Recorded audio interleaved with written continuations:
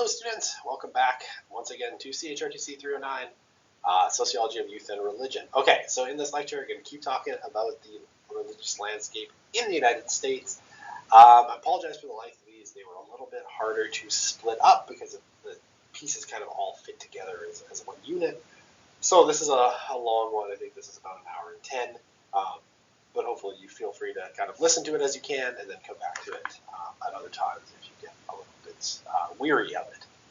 And okay, so in 2019, Pew published this, which is an update basically on the data that I was talking about, right? Most of that data sort of ended in about 2012, 2014, depending on where they were getting the data. And so they updated it in 2019 to give a better sense. And I mean, this is already 4 years ago, but it gives us a better sense of kind of the evolution of the American religious landscape. Now, I'm kind of critical of Pew in some ways, right? Well, often I like Pew, and I think Pew does a pretty good job overall. I do have certain issues with sometimes the way Pew presents things, right? And this is one of them, right? This kind of clickbait headline, the decline of Christianity continues at a rapid pace, right, was meant to get a lot of attention. And I think, well, what they're saying is definitely true in some sense. I don't know if it's at a rapid pace, and I think it was meant to provoke a little bit. But as we'll see, once we get into the data, there are certainly some kind of changes and I think some interesting ones to talk about. All right, so kind of across the board, one of the things that we see, and that's pretty consistent with what we saw before, is that the share of Americans who say that they are Christian is declining, and those who say they are unaffiliated is growing. And this is, there is no demographic that was measured by Pew where this is not the case. So let's go through it. And let's go through it kind of quickly here. All right, so men and women, right? Both of them double-digit kind of losses for Christian, double-digit growth for unaffiliation, right? Now, this is a little surprising, and this, I think, seems to be a reversal of an earlier sort of assumed truth in sociology of religion that men are less religious than women, that women tend to be a little bit more religious than men. So what we're seeing here is a definite decline in that particular category, right? Everything's declining across the board, men and women dropping roughly the same. So, women sort of catching up in terms of disaffiliation with men. Okay, generationally, right? Same story, all generations disaffiliating at differential rates. The silence being the slowest, right? So those born between 28 and 1945, minus 2% for Christian, plus 1 for the unaffiliated. The boomers, right, minus 6% Christian, plus 4% unaffiliated. Gen X, minus 8%, plus 6 unaffiliated. And then the big change comes with our millennials, right? The millennials who absolutely, look like they're turning away from Christianity and religion in general in massive numbers, right? Minus 16% from 2009, so a decade later. Minus 16% Christian, plus 13% unaffiliated. Racial categories, we don't see a ton of really substantial statistical differences, right? For whites in the US, 12% down in terms of affiliation, plus 10 for unaffiliation. Black, non-Hispanic, same kind of story. And then Hispanic, still in the double digits and only 2% behind whites. So we see a pretty consistent disaffiliation across the biggest racial categories in the US. College education and no college education doesn't seem to make a whole lot of difference either. We've only got a 2% spread, less than college educated, minus 11%. College graduates, minus 13%, and, plus 8 for the unaffiliated, plus 12 for the unaffiliated. Regionally, we don't see a ton of difference either. The West sort of lagging behind a little bit, but big losses in the Northeast, Midwest, and the South. And the South is maybe a little bit surprising in that that's traditionally thought of as the Bible Belt in the US. So we are seeing disaffiliation across the board. The West, a little bit less. But to be honest, I think the West was probably less religiously affiliated to start with, so the difference might not be as massive. And even then, you're only talking about really a difference of like 3% compared to the South, 1% compared to the Midwest, and and 6% compared to the Northeast.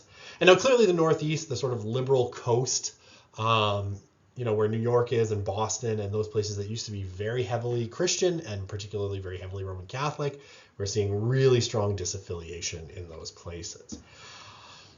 Politically, like the politics here is interesting, right? We see Republicans disaffiliating, about -7% plus 6 for the nuns, but much less than Democrats, right? So our more liberal kind of political cohort -17% and +14. So this, I think, speaks to a growing kind of split in American society, right? Increasingly, those who are unaffiliated seem to be aligning with the Democratic Party, right? And we know younger people in general tend to be more likely to be politically liberal in the US right now. So, I mean, and that is kind of what we're seeing across the board, right? We are seeing, large numbers of Democrats leaving religion for identifying as essentially nothing in particular. And this means, where there used to be, say, a kind of shared cultural value in some sense, or a shared cultural language, I think what we can increasingly say is that, to an extent, conservatives, Republicans, liberals, Democrats are probably speaking a different language, at least from the perspective of religion.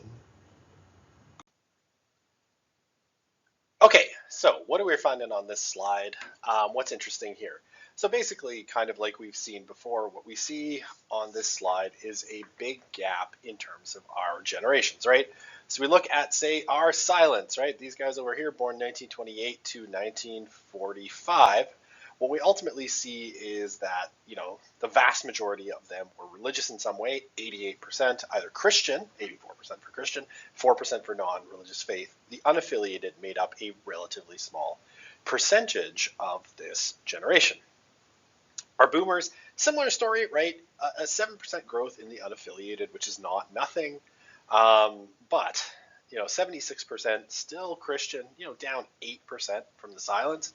And when you total it together, 83%, either Christian or religious in some way.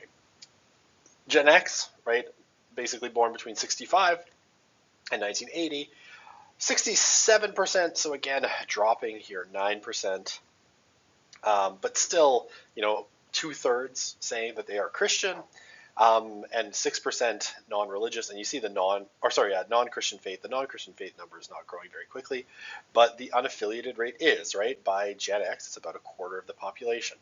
But then, the sort of thermonuclear bomb generationally when it comes to religion is the millennials, right?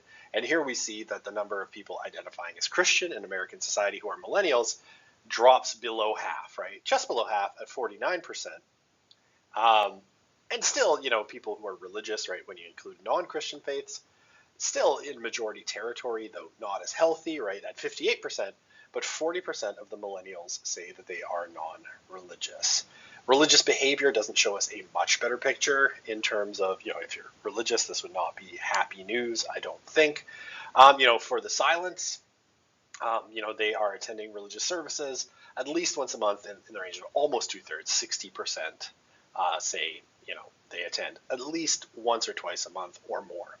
For the boomers, that drops below 50%, less than half of the boomers, were attending at least once a month or more, and half of them were attending, a few times a year, seldom or never.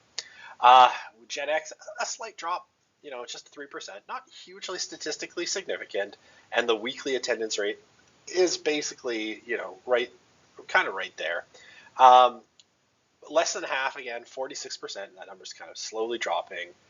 More than half now, 53% say it's like, a few times a year to never. The never number's not moving a lot, right? 3% increase between cohorts is not a ton of growth. We see more growth to the seldom and the a few times a year, right? And then, when we hit the millennials, right, again, it's sort of a religious thermonuclear bomb. Only a little bit more than a third say they attend weekly or more, monthly, once or twice a month or more, right? So 35% between these two categories. and 2/3 are a few times a year to never. And there's a big jump, right? A 7% jump, very statistically significant, from these generations. A 10% jump from 3 generations back. A 7% jump from just the generation before.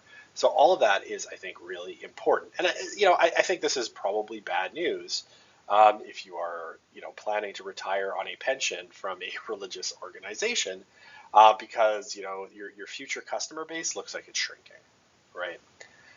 It's not. In some ways, it's just simply not looking good for um, religious institutions if your largest forthcoming generation, right? Because the boomers, or silent generation, and the boomers are both in their twilight years, right? The youngest of the boomers, is going to be headed into retirement in very short order, and you're going to start to see population attrition from them, right? They are going to start to die. Um, Gen X is a relatively small generational cohort, right? They are not a big generational cohort. They never were. They were the children of some of the older baby boomers, but the silent generation in principle, and for whatever reason, they're a relatively small generational cohort. Your next biggest generational cohort that's kind of left on the board after the boomers, and again, the boomers, right? The youngest boomers are turning 59 this year, right? They're out of middle age, they're headed into senior citizenship, and eventually on to the sweet hereafter. The next biggest generation is our millennials, right? The oldest of which would be 42, and the youngest of which are, sorry, I'm doing the math in my head, are 27, right? So coming out of kind of our range of emerging adulthood now, into, towards their 30s. And they are a big generation. They're going to be around and on the board for a very, very long time. And so what do we see with them? Well, if you're operating a church, a mosque, a synagogue, or whatnot, these are not, I think, necessarily numbers that should make you very happy, because only about a third of your biggest generational cohort that's going to be with you for a long time is religious. So, this approaches the zone of a complete religious disaster. And like I said, I suspect Gen Z is going to be even worse. Gen Z may not be as big a deal. I think they are, and they will continue to be a relatively small generational cohort. That said, they're going to be on the board for a very long time, because the oldest of them now are 26, right? 26, maybe 27, depending on where you put your age ranges. The oldest of Gen Z are, kind of in the middle part of emerging adulthood, heading towards, their 30s, but they're going to be on the board for a long time as well. And, again, we don't have great numbers on them because we've only had a few cohorts go through these big statistical surveys, but I suspect the news is not going to be good if you're a religious person. If you would like people to be non-religious, I suspect you think the news is very good. Okay, so some, I guess, kind of interesting things to note, right? When it comes to people who identify as Christian, the rates of attendance remain pretty good, right? So those who identify as Christian, you have almost 2/3 in 2009 and 2018, 2019, who were saying that they were attending at least once or twice a month, if not weekly or more, right? And that number, weekly or more, pretty robust, right? Approaching half of those, who say they're Christian. So 46% in 2009, only down 2% by 2018, 2019. This could be sort of a statistical error, right? This is well within the kind of, I think, margin of error. So not a big change, right? Once or twice a month, right? Basically up a percentage. So again, within the margin of error. And amongst, those who say they're Christian, who attend, a few times a year or less, you're talking about 37% between both kind of years. No really big changes. So the behavior of Christians, people who call themselves Christian, hasn't changed. They are still acting very much like they did 10 years ago. However, obviously what's going on, given what we've seen so far, the kind of attrition, people more and more identifying as non-religious, um, is that there's fewer Christians, right? There's less people attending. So what does this mean, you know, in terms of what the future looks like if you're a Christian?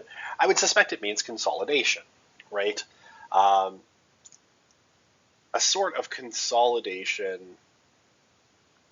where you're going to have fewer churches, right? You're going to have churches, some churches collapse and other churches kind of grow as they absorb the members of those collapsing churches, right? So you're going to have, very much a dichotomy, I think, between churches that are very healthy and churches that are not doing so great.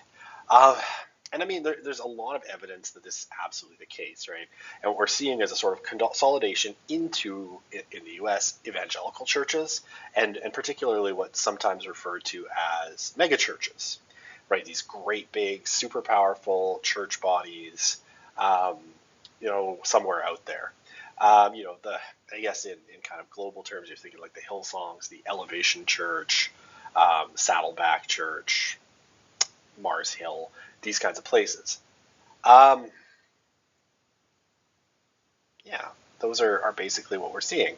And so you're going to see more consolidation. Now, it may not always be mega churches, right? You may have, consolidation. I know in kind of Catholic churches, some of the consolidation has been towards what you might call mega parishes, right? Where 2 or 3 smaller parishes end up getting folded into, a really large parish. This is also driven by, in Catholicism, fewer and fewer people enrolling to become priests, right? Being ordained, or it's sometimes referred to in Catholic terms as the crisis in vocations. And as this, sort of picks up speed, there's fewer and fewer priests. The ratio of priests to um, congregants drops pretty substantially. And yeah, you get essentially consolidations into mega churches, right? Because you still have people going. It's just fewer of them, but their behavior is still pretty consistent. So you need somewhere to put them. There's not going to be enough of them to fill all the church buildings that used to be filled, especially in those places where potentially, religious life is sort of emptying out, like the Northwest, right? Or the Northeast, rather, of the country. And so you're going to have consolidation into fewer and fewer parishes. That said, those are churches.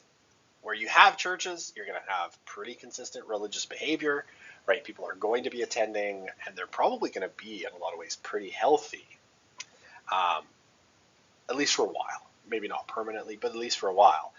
As, you get these smaller congregations kind of collapsing. And I know, like, Ryan Burge, who I've said his research before, he's both a political scientist at Eastern Illinois State University and a pastor in I believe, Presbyterian church, and he pastors a congregation of 6 or 7 on a weekly basis, right? So his church is in collapse, but he sort of reflects on what's around, in Eastern Illinois, and he says there's lots of evangelical churches, places with names like the River and Hope Church and Life Church and these sorts of things, and they seem to be pulling people in to from these kind of collapsing churches as churches, in a sense, and other religious organizations, as if they shrink, right? They can't offer services, right? They can't offer things to the people who are there, right? So if you wanted, say, to go to church and, you are of that sort of orientation, but you also want, say, like a children's program, because you want, someone aside from yourself to introduce some of the basic tenets of the Christian faith to your family, right? Your children. You want some support, some programs, maybe summer camps or vacation Bible schools or something, right? You want something. As congregations shrink, they're increasingly less able to offer it. And so, it can then become a vicious cycle too, right? Because they're not able to offer it. They don't attract young families. Young families will go to, the River Church or to some such place, right? Hope City, Saints Church, Glastonbury, if we're talking about Edmonton, these sorts of things. So they'll go to those places, which means your church is then deprived of the children who would carry on the tradition later, right? And so it becomes a vicious cycle, right? As people leave, you can't offer programs, which drives people away more and more. So, you have that. And I mean, I have a friend of mine who, works at, I guess he pastors a Reformed church in Duncan, BC. And this is the kind of story that they're going through, right? They're struggling to attract young families because they don't have the programming, which means that, people show up and then they see there's no programming and then they leave and they go down the street to an evangelical church. So, it does create, like I said, kind of a vicious cycle. And it's something it's something that, we chat about when he's in town. And it's, I think, interesting. And I think probably part of this process of that smaller population now trying to, kind of rejigging itself into new constellations. Like, where are people going to end up is going to depend on, where the religious services that they want are offered. And that's going to rejigger things, because you still have, the Christians that are left are still pretty consistent in their behavior. They haven't changed in 10 years. Just there's fewer of them, so they can't fill as many buildings. Okay, so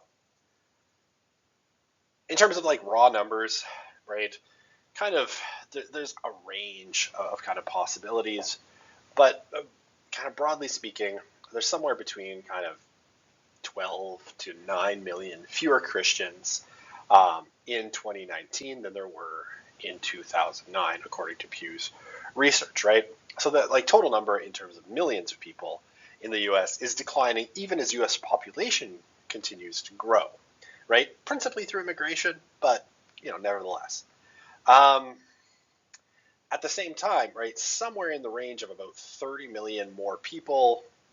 We can quibble on numbers. Is it 29 or is it 30 million? But somewhere in the range of about 30 million more people consider themselves unaffiliated than did a decade earlier. So this is a huge change, right? The growth of the nuns, clearly, or the religiously unaffiliated, is coming rapidly, right? And they're still at say like almost a 3-to-1 disadvantage when it comes to their number compared to Christians, right? There's still about 3 people who consider themselves Christian for every 1 person. Not exactly, but for every 1 person that is religiously unaffiliated. But those numbers are growing, right? And they have these pretty straight trend lines. The Christian trend line, as you see, is a little bit flatter than the religiously unaffiliated one, right? It's not, this is a little bit less steep over here. This is very steep. So the growth line, is coming pretty fast. And at some point, I don't know when, and it may never happen, it's not entirely clear, but if these trend lines continue somewhere way out, you're going to have a kind of intersection where the populations are going to be close to equal, right? Again, if nothing changes, and this is something, I haven't said this, I think, so far in the course, but I think it's worth noting that this is always predicated on sort of like if existing trends continue. And I will say almost never do existing trends continue. Like, it's possible that existing trends will exacerbate, right? And I suspect that's probably the case. The collapse of Christianity may accelerate even further. And the growth of the unaffiliated may accelerate even further as well. And there's reasons to think that. There's reasons to maybe think that is too pessimistic an idea. But this is a big social change, right? The change in the religious landscape in the U.S. over the last 2 decades, really, starting in the early 2000s, has been seismic, right? It's reshaping the American social landscape, the political landscape. It's destroying institutions that existed before, churches principally, especially in that main line, reforming new ones potentially, though not as quickly, I think, because the religiously unaffiliated, being unaffiliated, are particularly unmotivated to form new institutions, right? It's a seismic change, right? It's reshaping American society in profound ways, which is why this question matters, right? And it's going to affect mostly young people. And we see that it's mostly young people, right? It's our millennials, right? Who are, have now, the oldest of them, including myself, are in our 40s. The youngest of them are still kind of in that emerging adult kind of years. We think of 19 to 29 as kind of emerging adult, like getting into adulthood. So the youngest of the millennials are still kind of in that age range, and then Gen Z, the oldest of which are just in, kind of emerging adulthood, right? They're in the middle part of emerging adulthood, but probably the bulk of that generation is still kind of teens and entering emerging adulthood. So the impact of that is going to be massive. And so, like, this landscape really matters. And the landscape for millennials and Gen Z religiously is a very different one than it was for, Gen X and the boomers. And the landscape has been transformed in a lot of senses by the millennials, because the millennials, when they were young and in that emerging adult kind of period, were the ones that sort of shook off religion, right? Decided that religion wasn't for them for a bunch of reasons, right? Intellectual, it was right around the time, when it was right around the time when the millennials were coming into emerging adulthood, right? That things like 9/11 happened, right? So the question of, the effects of religious extremism became very, very pronounced, right? And people started to worry about that, and that pushed people away from religion. You had movements like the New Atheism, right? With Richard Dawkins authoring a book like The God Delusion, and Chris Hitchens writing God is Not Great, Why Religion Ruins Everything, and Sam Harris writing Letter to a Christian Nation, I think was the Sam Harris book. It's been a long time since I read them. And all of this, I think, culminated in and maybe accelerated trends that were already happening, where the millennials were just not finding religion as compelling. Maybe being raised by the baby boomers, they were raised by a generation that themselves had, in larger numbers, sort of, in some ways, moved away from religion. And that story is going to continue. And, it's not clear where it ends, right? Or if it reverses. Is this a trend in like a self-limiting secularization? Are we in that, that kind of trough before a wave reemerges, right? And there's a long history, like I've said in previous lectures, in Anglo-American society, of the way, we people who are religious having a sort of cultural panic attack and saying, we're at the bottom of the wave, like we're on our way down, and then the wave comes back up, right? And you end up in 1993. Which we talked about a few minutes ago. If you don't know, I record this. I know I split these up when I post them on YouTube. I record this all as like one single long, like 2.5 hour lecture. I think that's what it's going to end up. And then I break it into chunks. And I post the chunks. So for me, this is all happening all at once. But yeah, you get that crest of the wave in the 80s and the 90s. In 1993, 30% of Americans say that they're evangelicals, right? And now are we riding that wave down only to at some point ride it back up? I don't know. I think it's interesting, and this is why I offer courses like this to talk about like what this is and how religion is going to shape the lives of young people, or not, right? Or not. Maybe it's not. Okay, so I mean, I think I already alluded to this on a previous slide. Actually, I know I did. But there's still a gap, kind of generally, between men and women in terms of their religious identification. It's still more women than men who say that they are religious, right? And in this case, the statistics are specifically about Christianity. So more women than men say that they are Christian, and fewer of them say that they are unaffiliated, right? So, I mean, they started at a lower point, and they've stayed kind of roughly consistent, right? So, yeah, I mean, basically men, 12% drop from 2009 to 2019 in terms of the percentage that identify as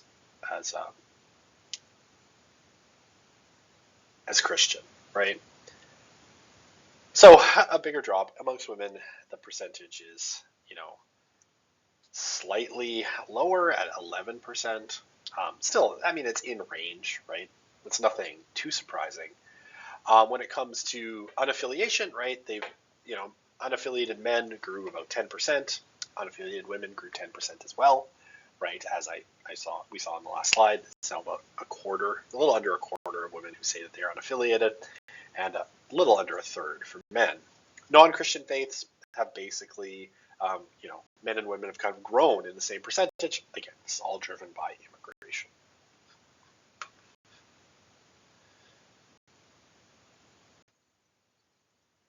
Okay, and I mean here, I have some numbers in terms of kind of religion and politics in the U.S., which I think is interesting, right? And we see, just in general, in terms of being religious, um, Republicans are far more likely to be Christian. Nothing, I think, very surprising there. Almost 80% of them, 79% still identify as Christian. The number for Democrats is barely in majority territory now, right? 55%. And give it a few more years. Like this one, I would take bets on this one. 5, 10 more years at the most, and you're going to see, the percentage of those who identify as Democrats who are Christian, it'll be like 42%. Give it 2029, my bet is 43%, no more. It's dropping really, really quickly, right? A 10-year period to have dropped almost 20% is fairly exceptional. The growth of the unaffiliated, it's growing in both, obviously, because it's growing in society as a whole. Grew faster, 14% for the Democrats versus 6% for the Republicans. So, I mean, for the foreseeable future, more Republicans are going to be Christian, and fewer of them are going to be unaffiliated. Non-Christian faiths grew more quickly, basically grew 2 percentage points, and it was slightly larger for the Democrats than for the Republicans. And I think this just reflects the kind of racial makeup of the parties, where, Republicans are much more likely to be kind of white, and less maybe friendly to people of other faiths outside of Christianity, generally, right? And then you see kind of religious service attendance, and I think there's some interesting things happening. A few times a year or less, has growing for both, right? It's grown a few times a year or less, has grown from, a little bit more than a third for Republicans, right? So right here, a little bit more than a third said they attended a few times a year or less. And, by a decade later, it was a little less than half, but still less than half. And still slightly more than half say they attend monthly or more, 54% of Republicans, down from almost 2/3 of Republicans, right? So it's definitely dropping, and dropping quickly. For Democrats, it's almost like the opposite story, right? So it was just above half of Democrats who said they attended a few times a year or less in 2009. It's almost 2/3 by 2019. And, 47% said they attended weekly or monthly or more, and that's down to about a third, right? So from about half to about a third. So they're moving in opposite. Like, these are parties in some sense, right? They're both moving kind of in the same direction towards less attendance at religious services, but one is moving much more quickly and started from a much less religious base. All right, so the reasons that young people give for their lack of religious belief, or why they have become nuns, or these sorts of things, they vary pretty widely, but you can break them up into, basically like 4 major categories.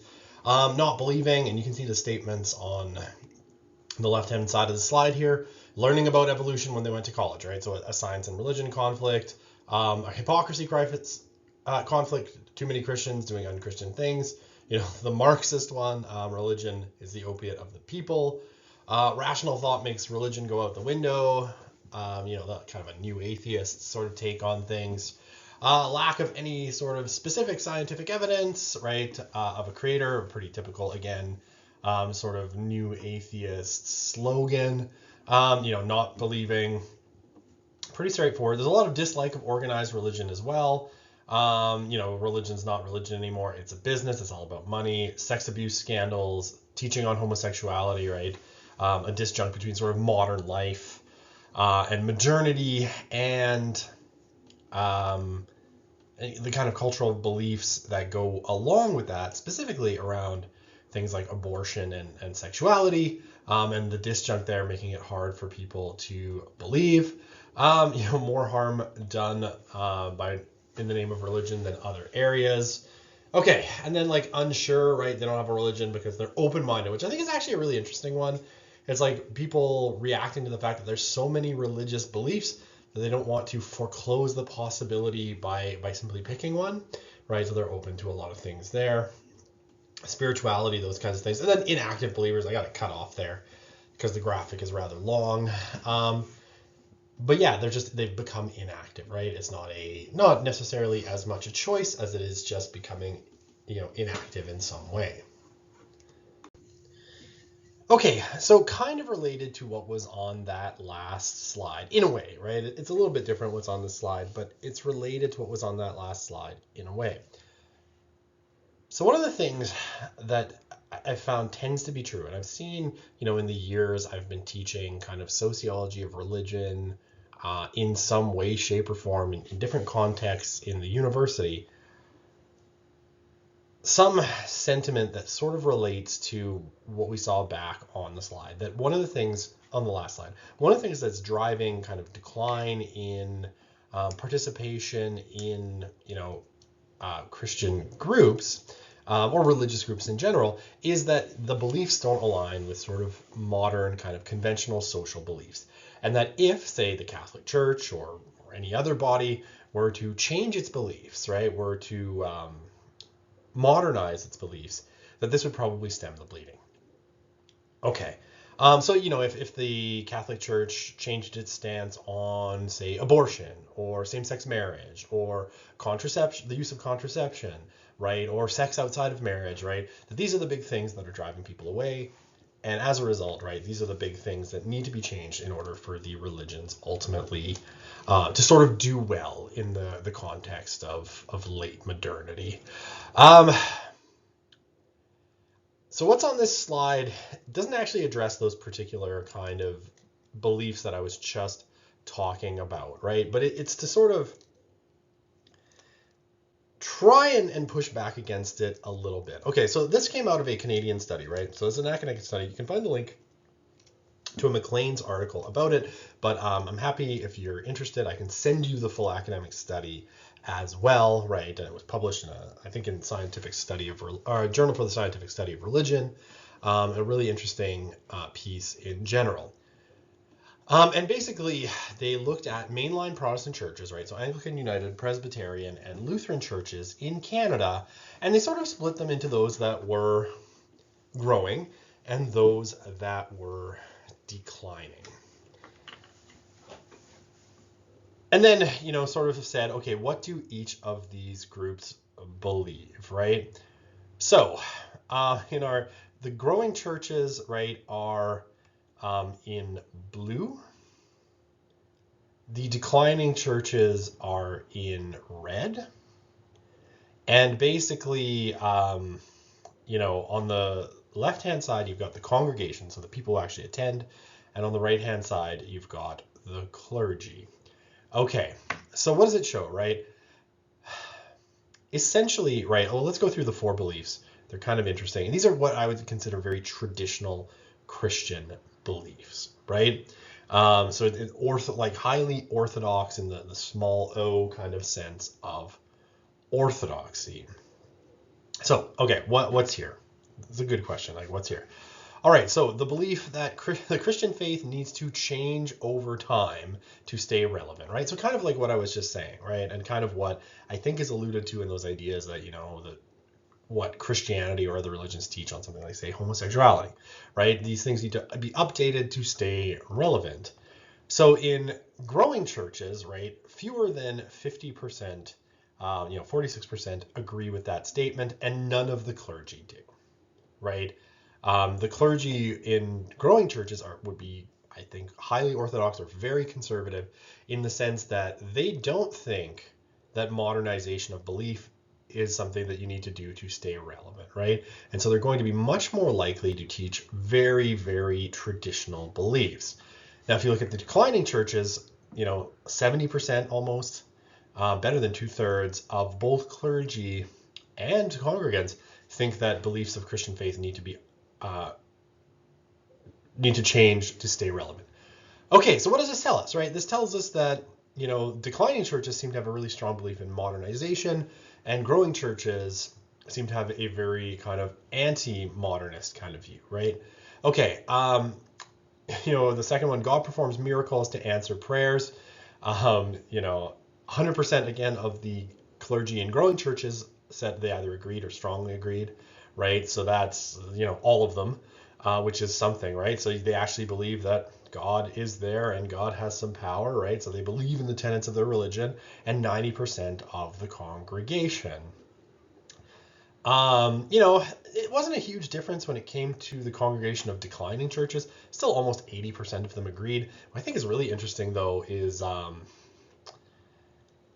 the clergy of declining churches clearly don't believe this, right? So if only 44% said they strongly agree or agree, the bulk of that, and we don't have the breakdown of the number right here, it's in the longer academic paper, the bulk of that, was just agree rather than strongly agree. Strongly agree is very small.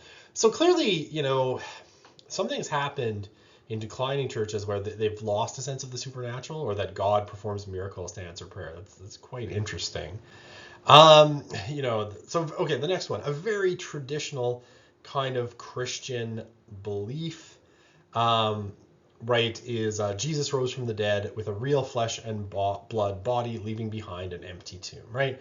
So this is something that, you definitely, that's pretty core to Christianity.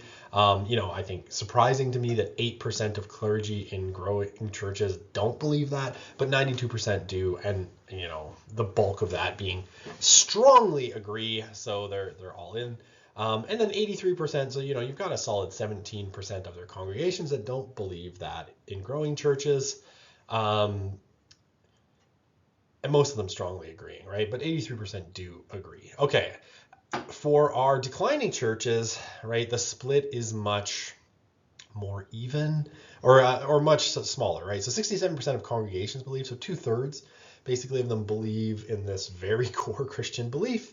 And just over half, right, barely getting across the halfway line for the clergy, which again says something about why they might be declining.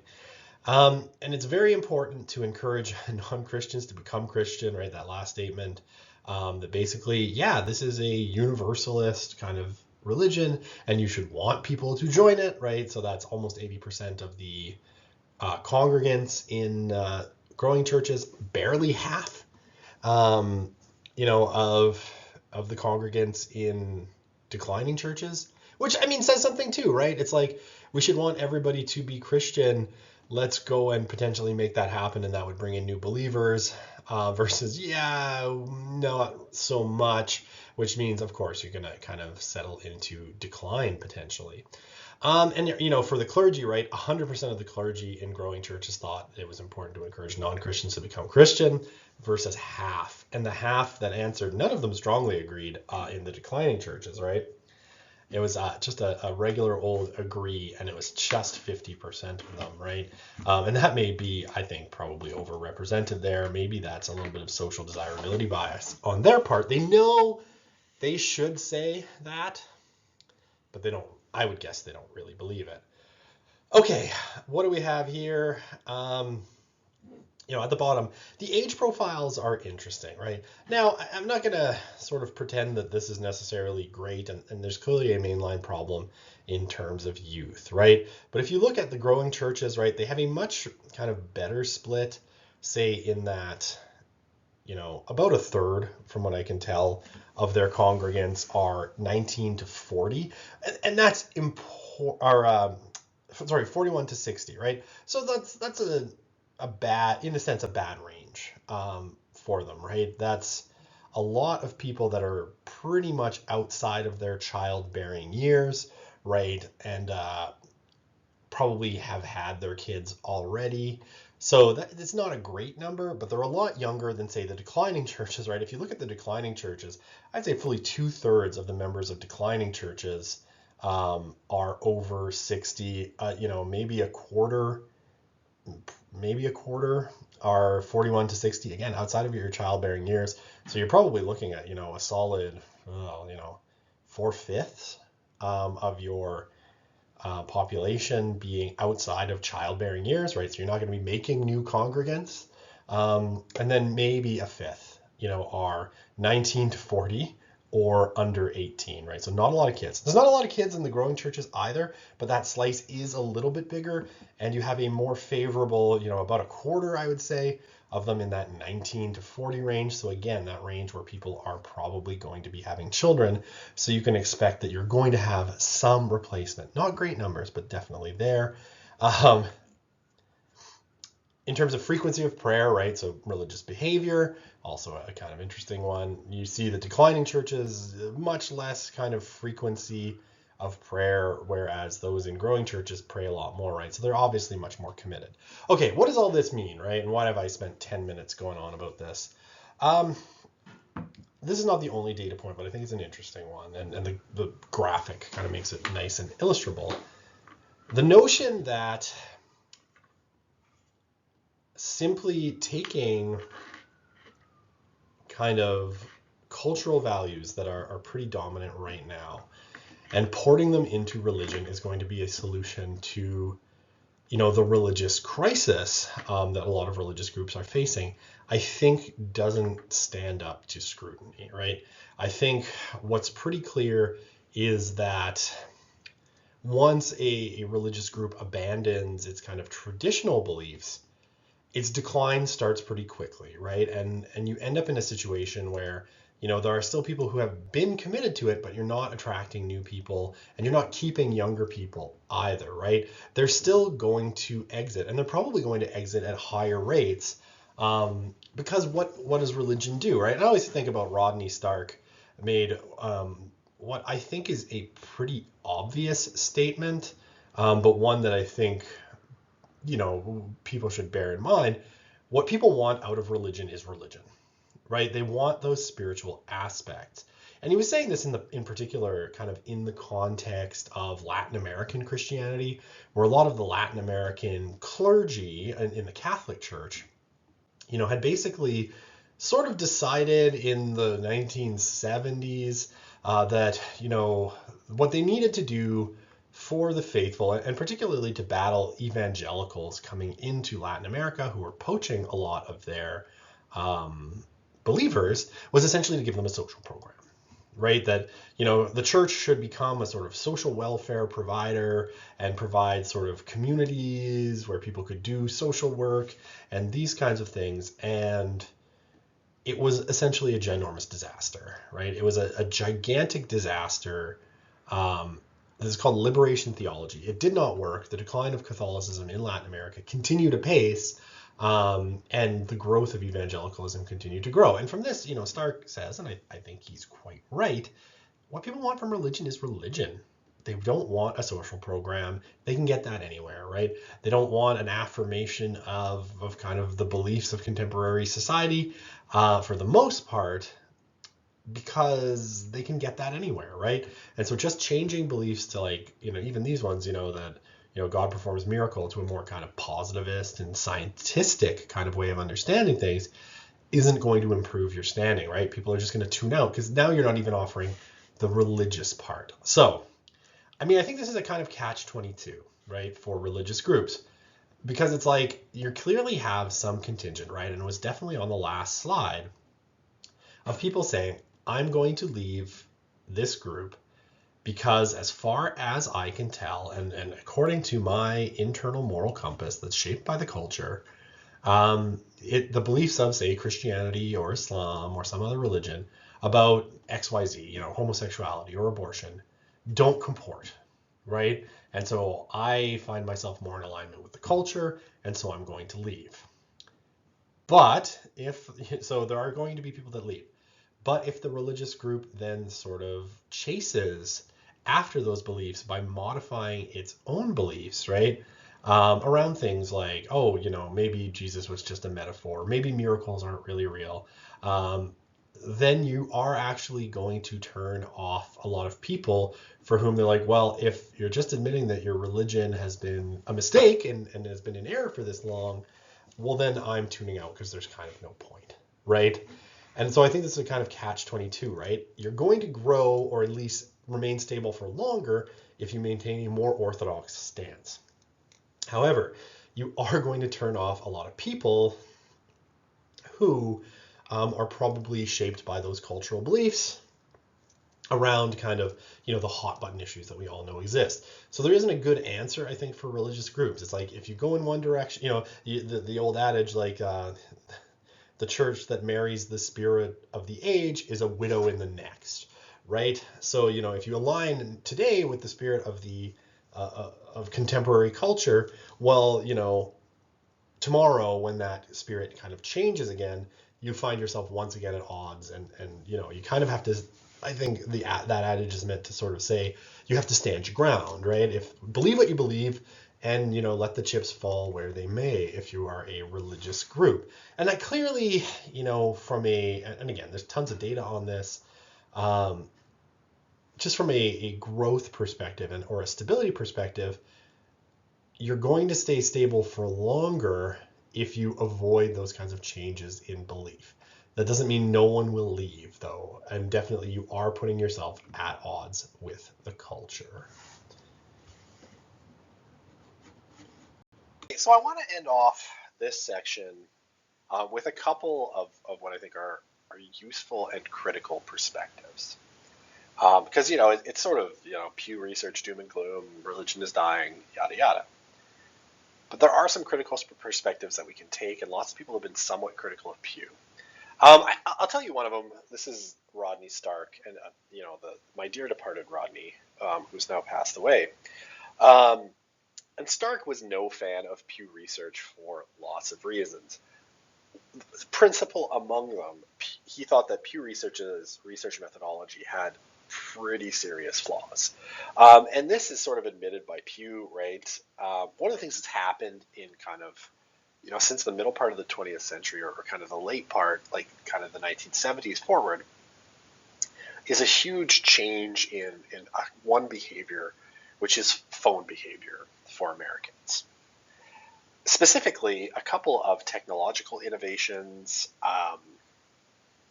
caller ID, right? Caller ID, and cell phones really changed the way things like phone polling are done.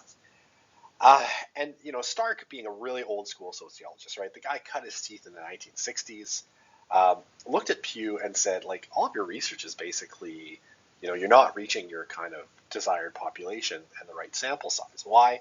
Because, in Stark's case, what he says is, like, in the past, if you had put out a survey and you basically got, you kind of, we're sending it out probably by mail or by phone when Stark was kind of doing his work.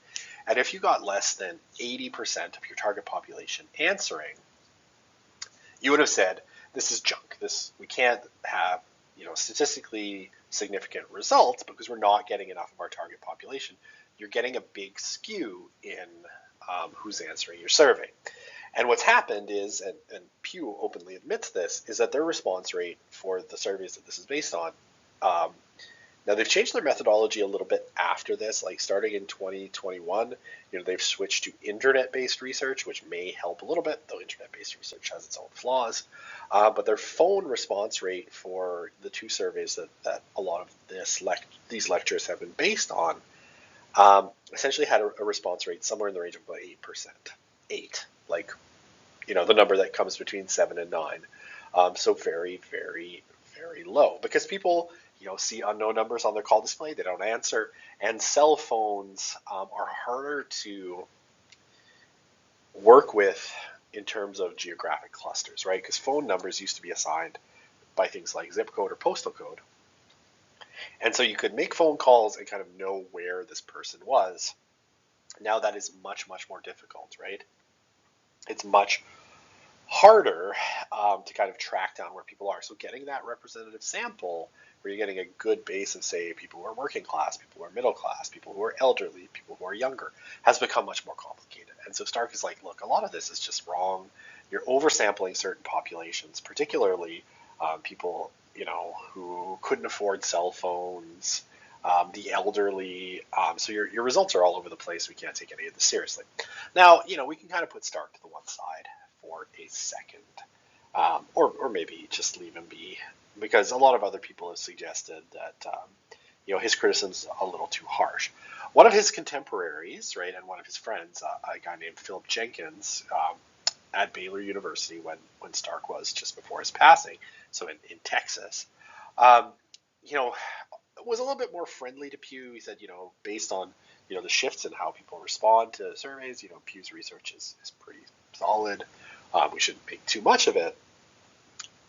But, he highlights a couple of things, right? He makes some kind of critical points and says that probably, this nothing in particular language overstates a bunch of things and may make it look like, yeah, we're headed towards straight up secularization that's irrecoverable, right? This kind of idea of you can't get the toothpaste back in the tube once it's out. But that may not ultimately be the case, right? Okay, so he says a couple of things. He said this in a Wall Street, or this was in an editorial he wrote on Patheos, which is a blogging platform for kind of religious thinkers. And he suggested, right, the nuns, there's a couple of things that are interesting about them. Better than 2/3 of them say they believe in God, right? So they're unaffiliated, but also believe in God. So they're not atheists and agnostics.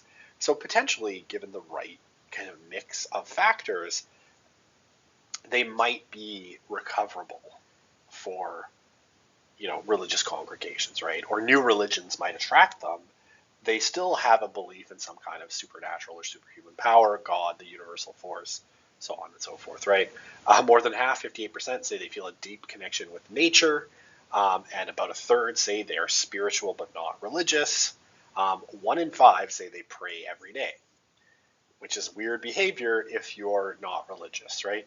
And this is a point that Stark makes, too, when he criticizes Pew. He's like, look, you can't class these people as non-religious if 68% of them believe in God, right? That doesn't make any sense, right?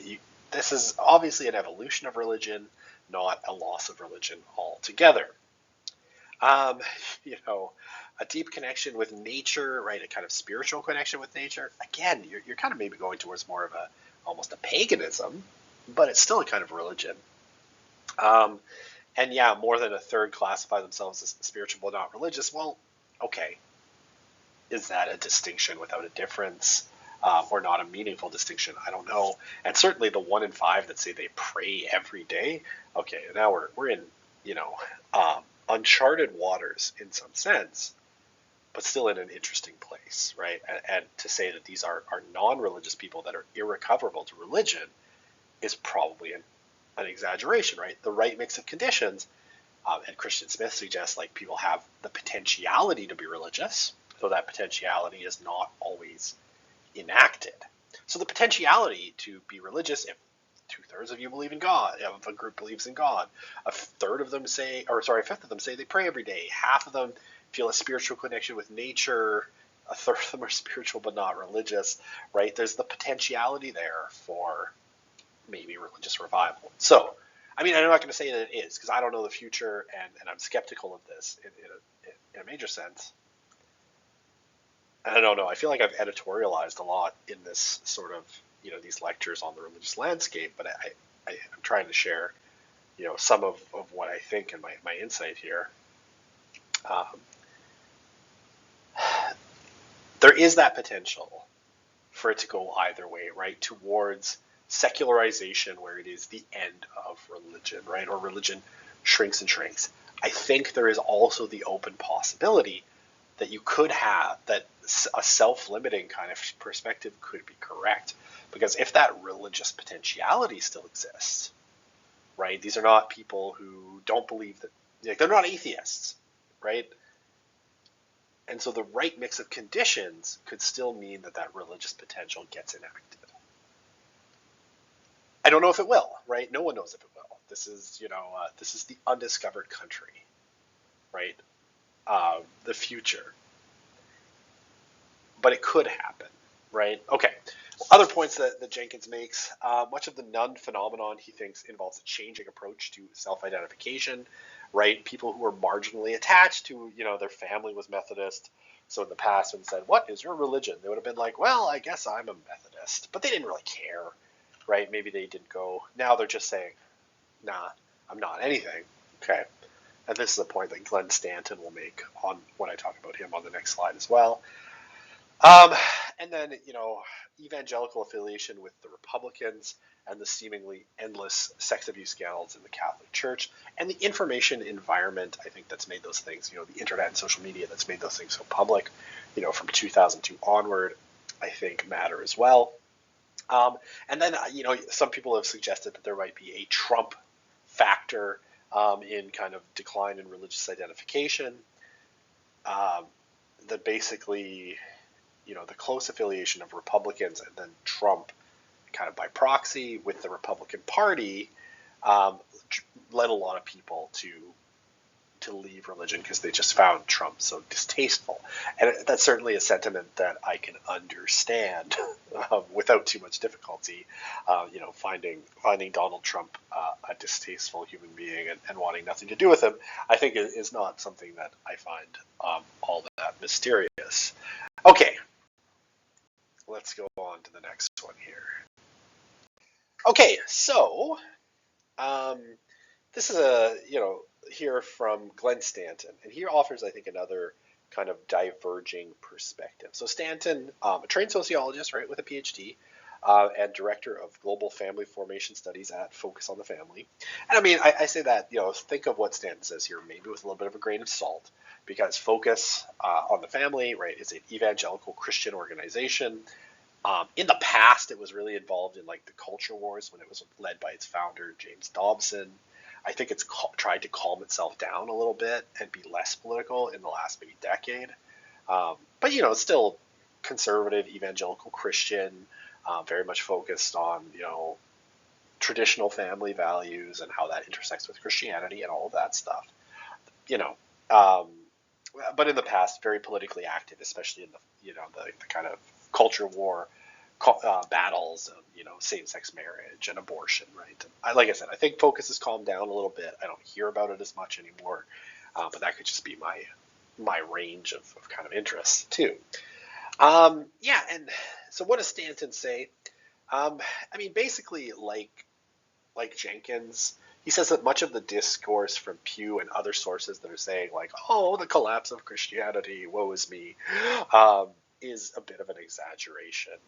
And I think this is a point that I actually take very seriously, particularly because I think it's backed up, at least to an extent, by a sort of statistical reality.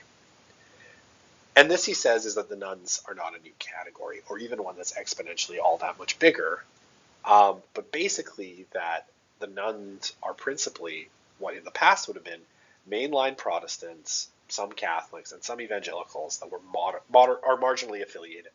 And because some social pressure has receded to identify, they've actually, as religious, they've just stopped, right? But this isn't a change in really their behaviors, right? It's not like they were going to church all the time and now they don't go anymore. They're just kind of continuing a trend of behavior that they were already living. But now, they're just being a little bit more honest about it, right? There was a cultural kind of pressure to identify, say, as a Methodist, because your family did, and everybody in the community sort of had a religion. As that sort of recedes, we're going through a clarification. So the people who remain Christian, right, that, percentage of Americans, those 168 million Americans, are much more kind of conservative and consistently Christian. Their behavior, right, is much more, and that behavior hasn't changed. Like we saw that a second ago with Pew, right? They're still going to church as much.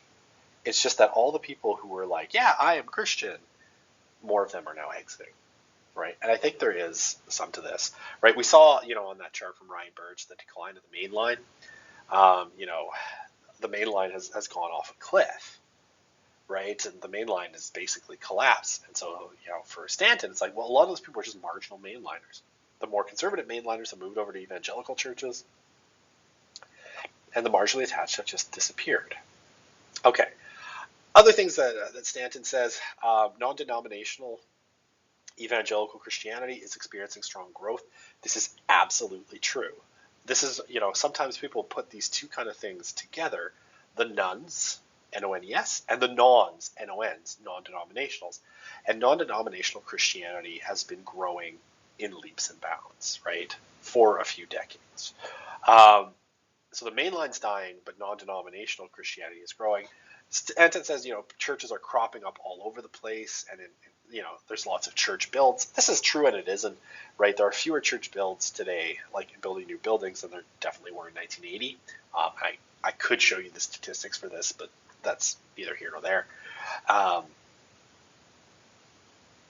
But some of these new kind of Christian churches are also popping up, say, in like strip malls, right? They're much less finicky about where they kind of put themselves. So they're like getting a bay in a strip mall, and that's where they're having their religious gatherings, right? They're not as, and I mean, you can kind of see this too. You see this with Muslims as well, right? I can't remember which mosque it is that's in the West End of Edmonton, which is basically built into an old strip mall that they've more or less completely occupied. I think there used to be a public library in there. And now, they're the main occupant is a mosque in Edmonton. I'm sorry, I don't remember the name of it. I know it's in the West End, just off of Collingwood Road, and just kind of west of 170th Street. But I don't remember exactly where it is in Edmonton, I remember where it is, but I don't remember the name of it. So there's less church builds, but churches and other religious institutions are more flexible in where they meet, right? And they'll use kind of commercial real estate as a meeting place. Okay, let's leave Stanton right there then. Okay, so I will end off with this in terms of the religious landscape, and this is what we call the growth of the nons, right? So, on this chart on the right-hand side here, right, what we see basically is not exactly inverse lines, but close, right? Um, you know, um, the main line, right, we see a pretty consistent decline, right, from a height of, a little bit above 30% of the U.S. population in the late 1970s, down to, where we're sitting today, around 10%, but likely to decline, right, and basically more or less disappear by the year 2030, right? I think every reasonable estimate says, like, the main line will be barely measurable by 2030. Compare that to the non-denominational, right? Like maybe 2% in kind of the mid 1970s, right? 1973 or 1972 when measurements just kind of started. And it's been kind of a slow, steady, bumpy, jumpy road upwards to the point where today there are more, or I guess as of 2021, there are more non-denominational Christian than mainline Christians, right? Okay, so we have the growth of the nuns, right? And we have the growth of the non-denominationals or the nons, right? So NONSs is the nons, non-denominationals. And that's been a pretty significant growth, right? They are now a bigger force, in kind of non-denominational Christians who aren't like a Baptist, a Catholic, Presbyterian, Lutheran, or everything, right? Principally evangelical in some stripe, but not like they go to churches that aren't affiliated with a larger church body for the most part. They're non-denominational. That's a bigger force today than the main line, right? Okay, now where did they come from, right? So we have here kind of charts from the 1970s forward, how people who identified as non-denominational were raised. It's always been, right, that basically, most of them are evangelical Protestants, about 2/3, right? And it's kind of gone up and down within kind of our statistical limits. But, in the 70s, 80s, and 1990s, we had major contributions from the main line, right? About a fifth of them were being, in the 70s and 80s came from the main line. About small percentages came from Roman Catholics. And then, as time went on, the percentage of Roman Catholics got bigger. Interesting. And, the percentage of mainline Protestants went down. Okay. Now, what is this? Why? Well, obviously, as you get into the 90s, the 2000s, the 2010s, there simply aren't that many mainline Protestants left, right? They're attriting, right? We had that sharp downward line that I showed you from Ryan Burge before, right? The main line is dying, so they simply cannot contribute in the 2000s and 2010s. So it's even smaller in the 2020s to the growth of non-denominational churches, right? But we see a lot of them did. Now, more of the kind of mainliners ended up in no religion, right? A lot more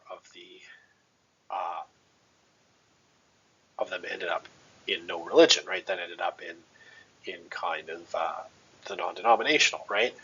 Catholics, I think, are an interesting story here, and we'll see when we talk about the nuns that Catholics have over-contributed to the growth of the nuns as well, but also, right, like pretty decent growth in terms of the ability of non-denominational churches to attract former Catholics, right? And by the 2010s, 17% of people saying they're non-denominational are former Roman Catholics. Were raised as Roman Catholics, so almost a fifth, right? And it's growing. Something else, always a pretty small percentage, about 5%. Don't really know what that is. And still managing to pull a small number of non-religious people. Okay, so the growth of the nons is the last big landscape trend. I suspect that this is going to continue, right? The nons benefit from a sort of suspicion of institutional everything, but institutional religion in particular, because they sort of exist as these independent churches. People tend to be a little bit less suspicious of them. So the landscape, when we talk about what young people are coming into, is one, a growth of the non-denominational, a collapse of the Protestant mainline, a huge growth of the nuns, and sort of steady attrition of evangelicals and Catholics that's moving pretty slowly.